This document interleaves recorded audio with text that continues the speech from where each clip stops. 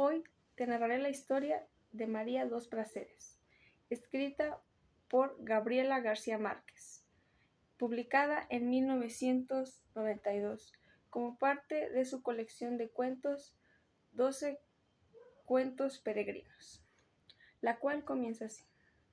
El hombre de la agencia funeraria llegó tan puntual que María dos Prazeres estaba todavía en bata de baño y con la cabeza llena de tubos lanzadores, y apenas si tuvo tiempo de ponerse una rosa roja en la oreja, para no parecer tan indeseable como se sentía. Se lamentó aún más de su estado cuando abrió la puerta y vio que no era un notario lúgubre, como ella suponía que debían ser los comerciantes de la muerte, sino un joven tímido con una chaqueta de cuadros y una corbata con pájaros de colores. No llevaba abrigo, a pesar de la primavera incierta en Barcelona, cuya llovizna de vientos sesgados la hacía casi siempre menos tolerable en el invierno. María dos Prazeres, que había recibido a tantos hombres a cualquier hora, se sintió avergonzada como muy pocas veces. Acababa de cumplir 76 años y estaba convencida que se iba a morir antes de cavidad. Y aún así estuvo a punto de cerrar la puerta y pedirle al vendedor de entierros que esperara un instante mientras se vestía para recibirlo. De acuerdo con sus méritos, pero luego pensó que se iba a helar en el rellano oscuro y lo hizo pasar adelante. Perdóneme esta facha de murciélago, dijo, pero llevo más de 50 años en Cataluña y es la primera vez que alguien llega a la hora anunciada. Hablaba un catalán perfecto, con una pureza un poco arcaica, aunque todavía se le notaba la música que su portugués olvidado. A pesar de sus años y con sus bucles de alambre, seguía siendo una mulata esbelta y vivaz, de cabello duro y ojos amarillos y encarnizados, y hacía ya mucho tiempo que había perdido la compasión por los hombres. El vendedor, deslumbrado aún por la claridad de la calle, no hizo ningún comentario, sino que se limpió la suela de los zapatos con la esterilla de yute y le besó la mano con una reverencia. «Eres un hombre como los de mis tiempos», dijo María dos Prazeres, con una carcajada de granizo. «Siéntate». Aunque era nuevo en el oficio, él lo conocía bastante bien para no esperar aquella recepción festiva a las 8 de la mañana, y menos de una anciana sin misericordia que a primera vista le pareció una loca fugitiva de las Américas. Así que permaneció un paso de la puerta sin saber qué decir. Mientras María dos Prazeres descorría las gruesas cortinas de peluche en las ventanas, el tenue resplandor de abril iluminó apenas el ámbito meticuloso de la sala, que más bien parecía la vitrina de un anticuario. Eran cosas de uso cotidiano, ni una más ni una menos, y cada una parecía puesta de su espacio natural, y con un gusto tan certero que habría sido difícil encontrar otra casa mejor servida, aún en una ciudad tan antigua y secreta como Barcelona. «Perdóneme», dijo, «me he equivocado de puerta». «Ojalá», dijo ella, «pero la muerte no se equivoca». El vendedor abrió sobre la mesa el comedor un gráfico con muchos pliegues, como una carta de marear, con parcelas de colores diversos y numerosas cruces y cifras de cada color. María dos Prazeres comprendió que él era el plano completo del inmenso panteón de Montjuïc, y se acordó de un horror muy antiguo del cementerio de Manaos, bajo los aguaceros de octubre, donde chapaleaban los tapires entre túmulos sin nombres y mausoleos de aventureros con vitrales florentinos. Una mañana, siendo muy niña, el Amazonas desbordado amaneció con el vertido de una ciénaga nauseabunda, y ella había visto los ataúdes rotos flotando en el patio de su casa, los pedazos de trapos y cabellos de muertos en las grietas.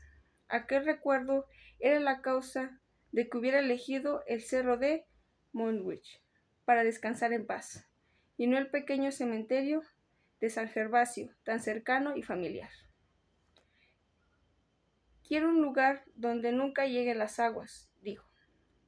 Pues aquí es, dijo el vendedor, indicando el sitio en el mapa con un puntero extensible que llevaba en el bolsillo como una estilográfica de acero. No hay mar que suba tanto. Ella se orientó en el tablero de colores hasta encontrar la entrada principal, donde estaban las 3 tumbas contiguas, idénticas y sin nombres, donde yacían Buenaventura Durruti y otros 2 dirigentes anarquistas muertos de la guerra civil. Todas las noches alguien escribía los nombres sobre las lápidas en blanco. Los escribían con lápiz, con pintura, con carbón, con creyón de cejas o esmalte de uñas, con todas sus letras y en el orden correcto. Y todas las mañanas los celadores los borraban para que nadie supiera quién era quien bajo los mármoles mudos. María dos Prazeres había asistido al entierro de Durruti, el más triste y tumultuoso de cuantos hubo jamás en Barcelona, y quería reposar cerca de su tumba, pero no había ninguna disponible en el vasto panteón sobrepoblado, de modo que se resignó a lo posible, con la condición, dijo, de que no me vayan a meter a una de esas gavetas de 5 años, donde una queda como en el correo. Luego, recordando de pronto el requisito esencial, concluyó, y sobre todo, que me entierren acostada. En efecto, como réplica a la ruidosa promoción de tumbas vendidas con cuotas anticipadas, circulaba el rumor de que estaban haciendo enterramientos verticales para economizar espacio. El vendedor explicó, con la precisión de un discurso, aprendió de memoria y muchas veces repetido, que esa versión era un infundio perverso de las empresas funerarias tradicionales para desacreditar la novedosa promoción de las tumbas a plazos. Mientras lo explicaba, llamaron a la puerta con 3 golpecitos discretos, y él hizo una pausa incierta, pero María dos Prazeres le indicó que siguiera. No se preocupe, dijo con una voz muy baja en el oído. El vendedor retomó el hilo, y María dos Prazeres quedó satisfecha con la explicación. Sin embargo, antes de abrir la puerta, quiso hacer una síntesis final de un pensamiento que había madurado en su corazón durante muchos años, y entre sus pormenores más íntimos. Desde la legendaria creciente de Manaos, lo quiero decir, dijo, es que busco un lugar donde esté acostada bajo la tierra, sin riesgo de inundaciones, y si es posible, a la sombra de los árboles en verano, y donde no me vayan a sacar después de cierto tiempo para tirarme en la basura. Abrió la puerta de la calle, y entró un perrito de aguas, empapado por la llovizna, y con un talante de perduario que no tenía nada que ver con el resto de la casa. Regresaba del paseo matinal por el vecindario, y al entrar padeció un arrebato de alborozo. Saltó sobre la mesa ladrando sin sentido, y estuvo a punto de estropear el plano del cementerio. Con las patas sucias de barro, una sola mirada de la dueña bastó para moderar sus ímpetus. No, le dijo sin gritar, Baxa de Axir. El animal se encogió y la miró, y un par de lágrimas nítidas resbalaron por su hocico. Entonces María dos Prazeres volvió a ocuparse del vendedor y lo encontró perplejo.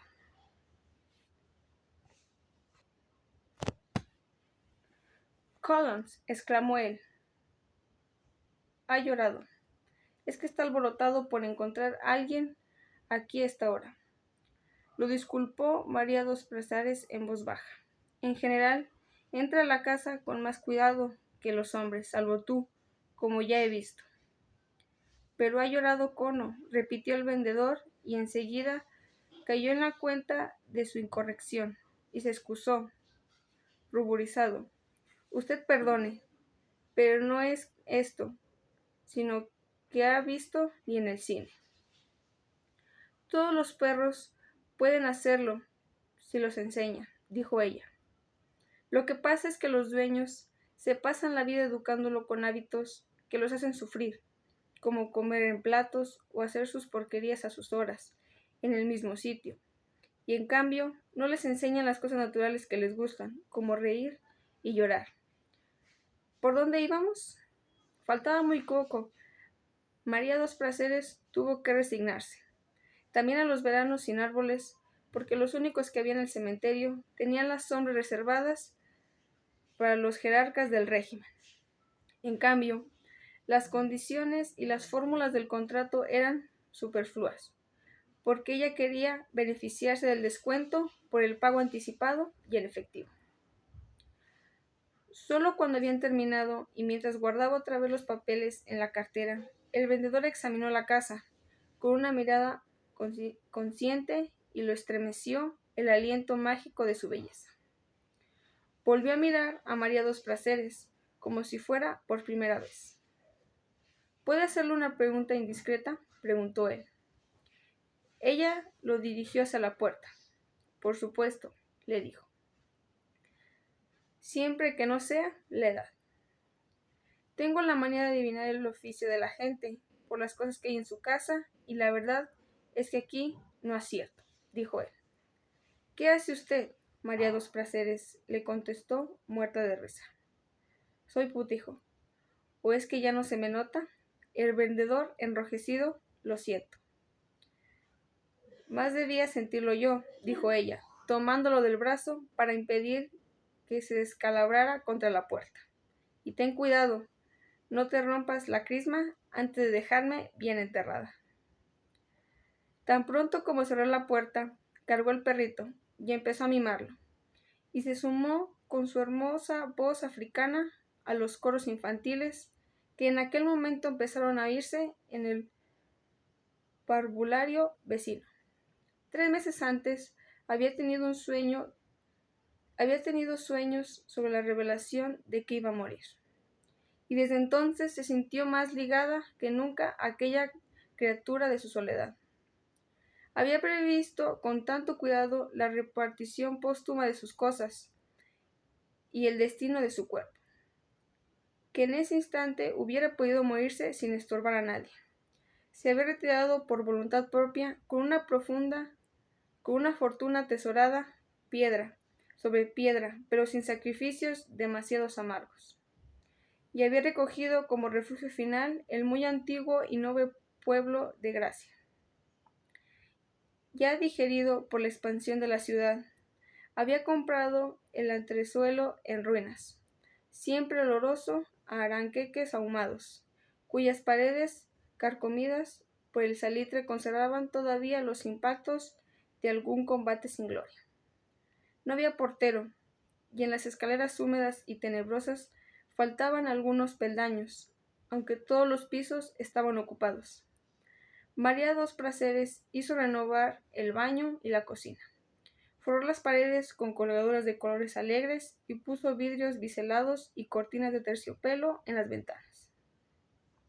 Por último, llevó los muebles primorosos, las cosas de servicio y decoración, a los arcenes de sedas y brocados de los fascistas que robaban de las residencias abandonadas por los republicanos de la estampida de la redota, y que ella había comprado poco a poco durante muchos años, a precios de ocasión o en remates secretos. El único vínculo que le quedó en el pasado fue su amistad con el conde de Cardona, que siguió visitándola el último viernes de cada mes para cenar con ella y hacer un languido amor de sobremesa. Pero aún aquella amistad de la juventud se mantuvo en reserva, pues el conde dejaba el automóvil con sus insignias heráldicas a una distancia más que prudente, y se llegaba a su entresuelo caminando por las sombras, tanto para proteger la horda de aquella como la suya propia. María Dos Prazeres no conocía a nadie en el edificio, salvo en la puerta de enfrente, donde vivía desde hace poco una pareja muy joven con una niña de 9 años. Le parecía increíble, pero era cierto, que nunca se hubiera cruzado con nadie más que en las escaleras. Sin embargo, la repartición de su herencia le demostró que estaba más implantada de lo que ella misma suponía en aquella comunidad de catalanes crudos, cuya honra nacional se fundaba en el pudor. Hasta las baratijas más insignificantes les había repartido entre la gente que estaba más cerca de su corazón, que era la que estaba más cerca de su casa. Al final no se sentía muy convencida de haber sido justa, pero en cambio estaba segura de no haberse olvidado de nadie, de lo que no le merecía. Fue un acto preparado con tanto rigor que el notario de la calle del Árbol, que preciaba de haberla visto todo, no podía darle crédito a sus ojos cuando la vio dictando de memoria a sus amanuenses la lista minuciosa de sus bienes, con el nombre preciso de cada cosa en catalán medieval y la lista compleja de los herederos con sus oficios y direcciones, y el lugar que ocupaban en su corazón. Después de la visita del vendedor de entierros, terminó por convertirse en uno más de los numerosos visitantes dominicales del cementerio. Al igual que sus vecinos de tumba, sembró flores de 4 estaciones en los canteros, regaba el césped recién nacido y lo igualaba con tijeras de podar hasta dejarlo como las alfombras de la alcaldía. Y se familiarizó tanto con el lugar que terminó por no entender cómo fue que al principio le pareció tan desolado. En su primera visita, el corazón le había dado un salto cuando vio junto al portal las 3 tumbas sin nombres, pero no se detuvo siquiera a mirarlas, porque a pocos pasos de ella estaba el vigilante insomne. Pero el tercer domingo aprovechó un descuido para cumplir uno más de sus grandes sueños, y con el carmín de labios escribió en la primera lápida lavada por la lluvia: Durru. Desde entonces, siempre que pudo volvió a hacerlo, a veces en una tumba, en 2 o en las 3, y siempre con el pulso firme y el corazón alborotado por la nostalgia. Un domingo de fines de septiembre presenció el primer entierro en la colina. 3 semanas después, una tarde de vientos helados, enterraron a una joven recién casada en la tumba vecina de la suya. A fin de año, 7 parcelas estaban ocupadas, pero el invierno efímero pasó sin enterrarlas. No sentía malestar alguno, o a medida que aumentaba el calor, y entraba el ruido torrencial de la vida por las ventanas abiertas, que se encontraba con más ánimos para sobrevivir a los enigmas de sus sueños. El conde de Cardona, que pasaba en la montaña los meses de más calor, la encontró a su regreso más atractiva, aún más que en su sorprendente juventud de los 50 años. Al cabo de muchas tentativas frustradas, María dos Praceres consiguió que Noy distinguiera su tumba en la extensa colina de tumbas iguales. Luego se empeñó en enseñarlo a llorar sobre la sepultura vacía para que siguiera haciéndolo por costumbre después de su muerte. Lo llevó varias veces a pie desde su casa hasta el cementerio, indicándole puntos de referencia para que memorizara la ruta del autobús de las Ramblas, hasta que lo sintió bastante diestro para mandarlo solo. El domingo del ensayo, a las 3 de la tarde, le quitó el chaleco de primavera, en parte porque el verano era inminente, y en parte para que llamara menos la atención, y lo dejó a su albedrío. Lo vio alejarse por la acera de sombra, con un trote ligero y el culito apretado, y triste bajo la cola alborotada, y logró a duras penas reprimir los deseos de llorar por ella y por él, y por tantos y tan amargos años de ilusiones comunes, hasta que lo vio doblar hacia el mar por la esquina de la calle Mayor.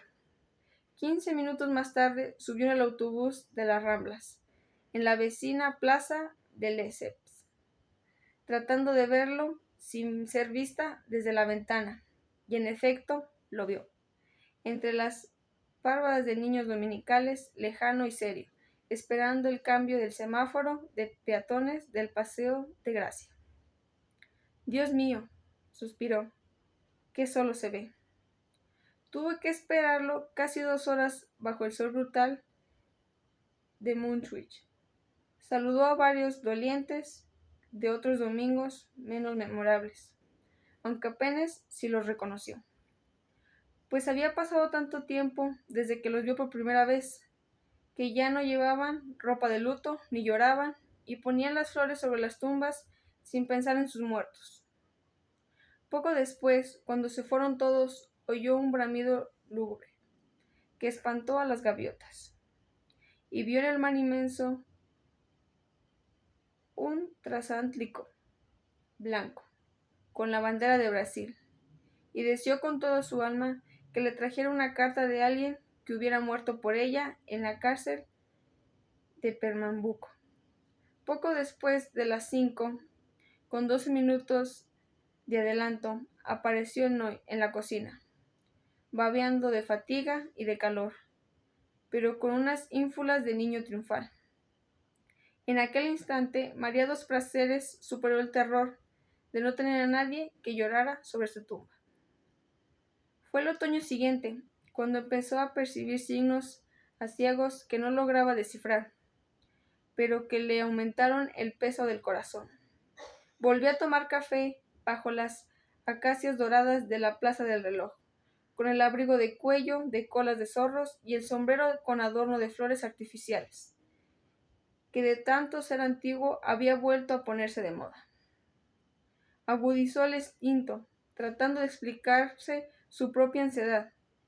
Escudriñó la cuchara de los vendedores de pájaros de las Ramblas, los susurros de los hombres en los puestos de libros, que por primera vez muchos años no hablaban de fútbol, los hondos vicios de los lisiados en guerra que les echaban ajas de pan a las palomas, y en todas partes entró señales equívocas de la muerte.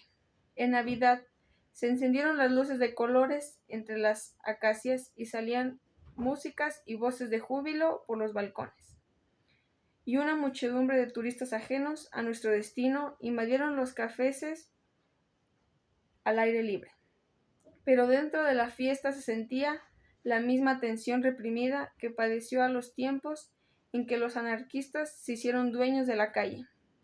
María dos Prazeres, que había vivido aquella época de grandes pasiones, no conseguía dominar la inquietud y por primera vez fue despertada en mitad del sueño por zarpazos de vapor.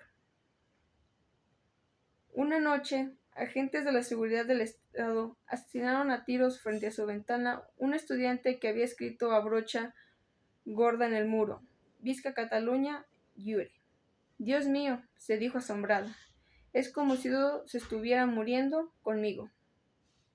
Solo había conocido una ansiedad semejante, siendo muy niña en Manaos. Un minuto antes del amanecer, cuando los ruidos numerosos de la noche cesaban de pronto, las aguas se detenían y el tiempo titubeaba. La selva amazónica se sumergía en el silencio abismal que solo podía ser igual al de la muerte. En medio de aquella tensión irresistible, el viernes 10 de abril, como siempre, el conde de Cardona fue a cenar en su casa. La visita se había convertido en un rito. El conde llegaba puntual entre las 7 y las 9 de la noche, con una botella de champaña del país envuelta en el periódico de la tarde para que se notara menos y una caja de trufas rellenas. María dos Prazeres le preparaba canelones gratinados y un pollo tierno en su jugo, que eran los platos favoritos de los catalanes de Alcurnia, de sus buenos tiempos, y una fuente surtida de frutas de la estación.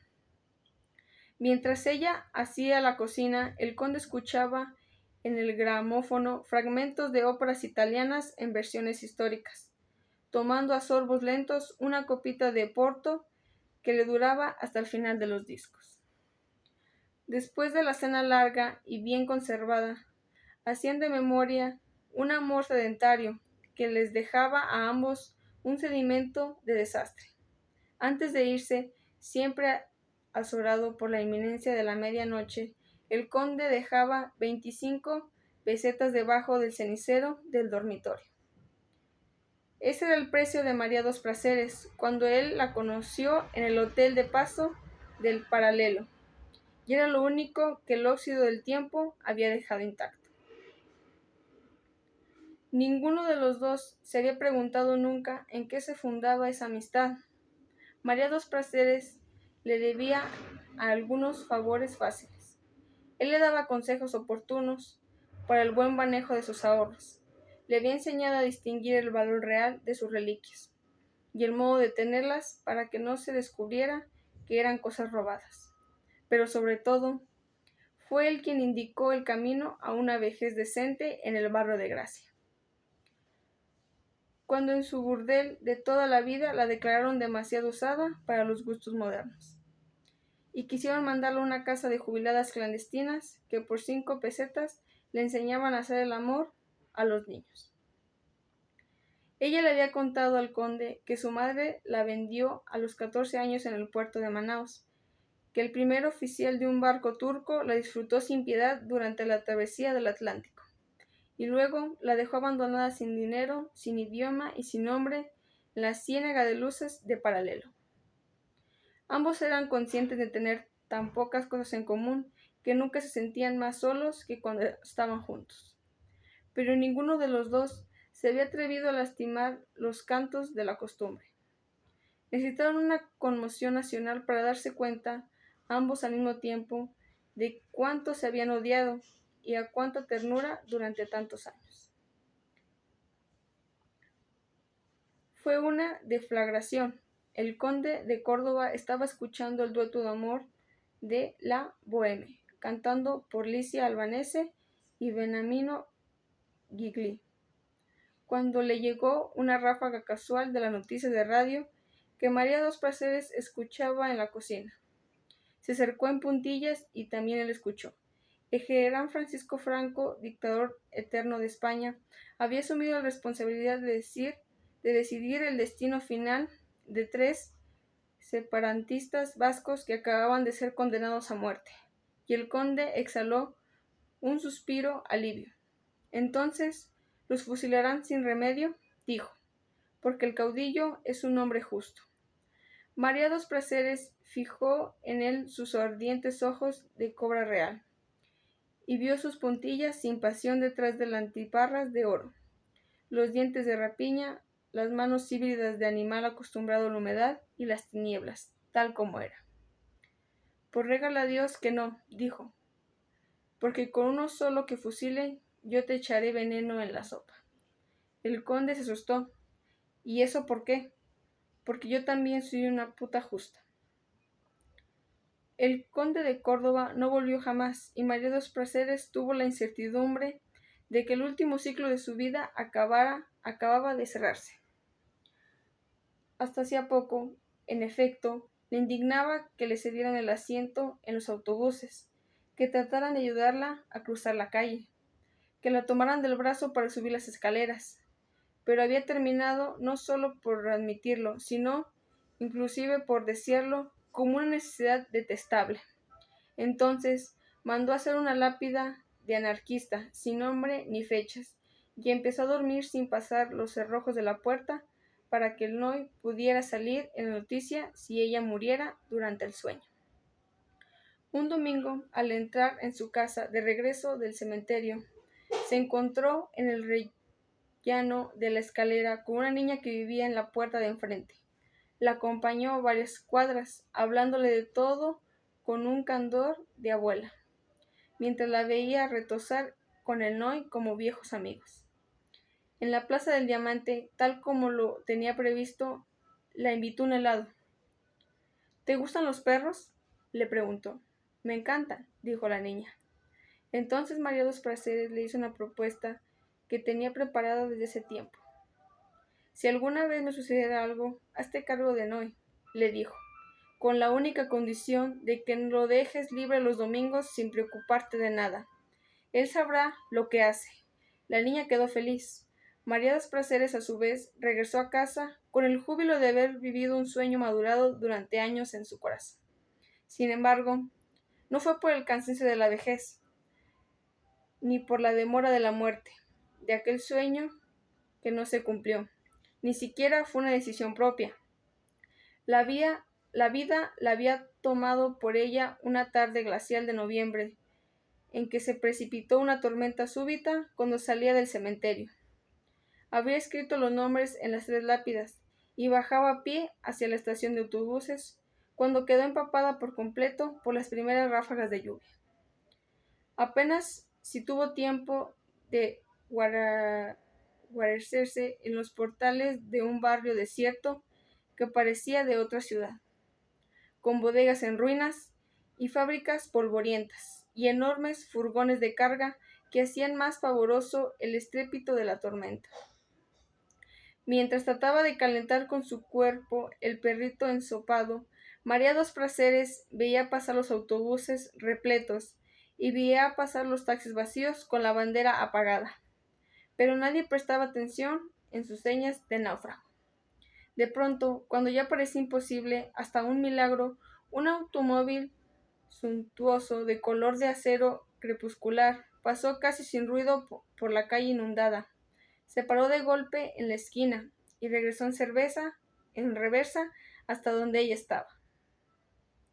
Los cristales descendieron por un soplo mágico y el conductor se ofreció para llevarla. No muy lejos, dijo María dos Prazeres con sinceridad, pero me haría un gran favor si me acerco un poco. Dígame a dónde va, insistió él. A Gracia, dijo ella. La puerta se abrió sin tocarla. Es mi rumbo, dijo él. Suba. En el interior oloroso a medicina refrigerada, la lluvia se convirtió en un percance irreal. La ciudad cambió de color y ella se sintió en un mundo ajeno y feliz, donde todo estaba resuelto de antemano. El conductor se abrió paso a través del desorden de tránsito con una fluidez que tenía algo de magia. María dos Prazeres estaba intimidada, no solo por su propia miseria, sino también por la del perrito de lástima que dormía en su regasta. «¿Esto es un transatlántico?», dijo, porque sintió que tenía que decir algo digno. Nunca había visto nada igual, ni siquiera en sueños. En realidad, lo único malo que tiene es que no es mío, dijo él, en un catalán difícil, y después de una pausa agregó en castellano. El sueldo de toda la vida no me alcanza para comprarlo. Me lo imagino, suspiró ella. Lo examinó de soslayo, iluminando de verde por el resplandor del tablero de mandos, y vio que era casi un adolescente, con el cabello rizado y corto, y un perfil de bronce romano. Pensó que no era bello, pero que tenía un encanto distinto, que le sentaba muy bien la chaqueta de cuero barato gastado por el uso, y que su madre debía ser muy feliz cuando lo sentía volver a casa. Solo por sus manos de labriego se podía creer que de veras no era el dueño del automóvil. No volvieron a hablar en todo el trayecto, pero también María dos Prazeres se sintió examinada de soslayo varias veces, y una vez más se dolió de seguir viva a su edad. Se sintió fea y compadecida, con una pañoleta de cocina que había puesto en la cabeza de cualquier modo cuando empezó a llover, y el deplorable abrigo de otoño que no se le había ocurrido cambiar por estar pensando en la muerte. Cuando llegaron al barrio de Gracia, había empezado a escampar. Era de noche y estaban encendidas las luces de la calle. María dos Prazeres le indicó a su conductor que la dejara en una esquina cercana, pero él insistió en llevarla hasta la puerta de su casa. Y no solo lo hizo, sino que estacionó sobre el andén para que pudiera descender sin mojarse. Ella soltó el perrito. Trató de salir del automóvil con tanta dignidad como el cuerpo se lo permitiera, y cuando se volvió para dar las gracias, se encontró con una mirada de hombre que la dejó sin aliento. La sostuvo por un instante, sin entender muy bien quién esperaba qué, ni de quién, y entonces él preguntó con una voz resuelta. ¿Subo? María dos Prazeres se sintió humillada. Le agradezco mucho el favor de traerme, dijo, pero no le permito que se burle de mí. No tengo ningún motivo para burlarme de nadie, dijo él en castellano con una seriedad terminante, y mucho menos con una mujer como usted. María dos Prazeres había conocido muchos hombres como ese, había salvado Se había salvado del suicidio a muchos otros más atrevidos que ese, pero nunca en su larga vida había tenido tanto miedo de decidir. Lo oyó insistir sin el menor indicó que cambió la voz. ¿Subo? Ella se alejó sin cerrar la puerta del automóvil y le contestó en castellano para estar segura de ser entendida. Haga lo que quiera. Entró en el zaguán apenas iluminado por el resplandor oblicuo de la calle y empezó a subir el primer tramo de la escalera con las rodillas trémulas, sofocada por un pavor de que solo hubiera creído posible en el momento de morir.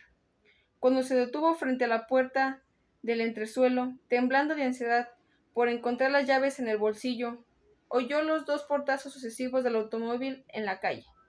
Noé, que se le había adelantado, trató de ladrar. «Cállate», le ordenó con un susurro agónico. Casi enseguida sintió los primeros pasos en los peldaños sueltos de la escalera, y terminó que se le fuera a reventar el corazón. En una fracción de segundo volvió a examinar por completo el sueño premonitorio que le había cambiado la vida durante 3 años, y comprendió el error de su interpretación.